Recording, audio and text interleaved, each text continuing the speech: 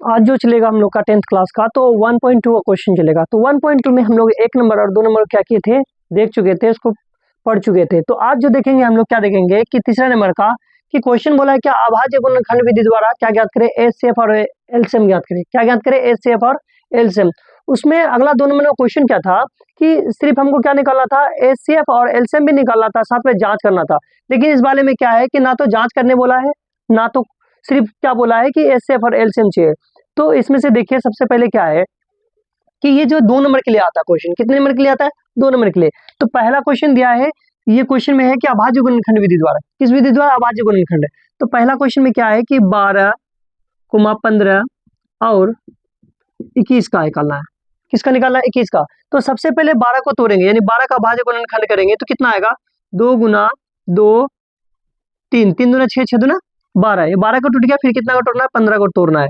15 का कितना टूटेगा, 3 गुना 5, 5 तिया 15। अब तोड़ना है किसको, 21 को तोड़ना है। तो 21 का गुणनखंड करेंगे तो कितना आएगा, 3 गुना 7। तो सबसे पहले हम लोग ये सीखे थे क्या कि हम लोग 2 अंक वाला सीखे थे, यानी 2 डिजिट वाला सीखे कि 2 डिजिट रहे तो उसमें एचसीएफ कैसे निकालते हैं। देखिए एचसीएफ हम लोग कैसे निकालते हैं, 2 में था तो कि दोनों में जो मिलता हो, लेकिन इस बार क्या 3 डिजिट दिया है, तो तीनों में से जो मिलेगा ना, तीनों में सेम सेम मिलेगा, तो वही हमारा क्या कहलाएगा, एचसीएफ कहलाएगा। तो तीनों में देखिए क्या क्या मिला, यहाँ भी 3 है, यहाँ भी 3 है और यहाँ भी 3 है।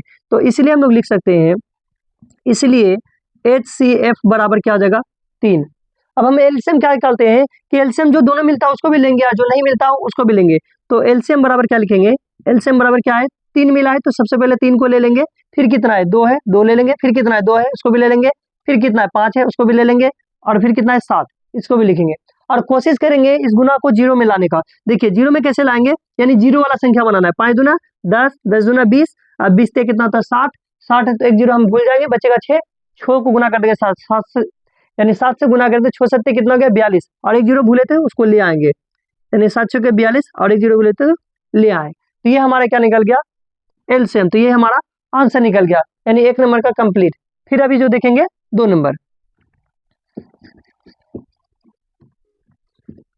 देखिए 2 नंबर में क्वेश्चन जो दिया है, 2 नंबर में क्या दिया है, 17, 23, 23 और दिया है कितना 29। तो हमको क्या निकालना है, एलसीएम और एचसीएफ निकालना है।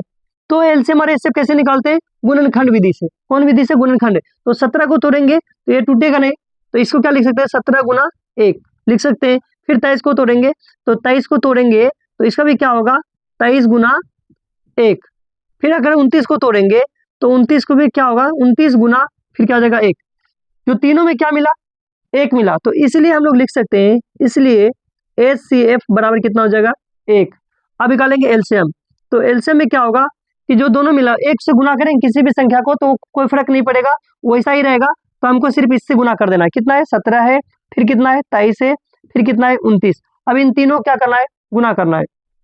तो देखिए पहले 17 गुना फिर कितना है 23, 7 21 के 1, फिर 3 3 एकम 3 आदू 5, फिर 2 से करेंगे 7 दूनी 14 के 4, 2 एकम 2 1 3, कितना हो जाएगा 1 5 4 9, 5 4 9 3 एकम 3, 391। फिर 391 से गुना कर देंगे किसको, 29 को।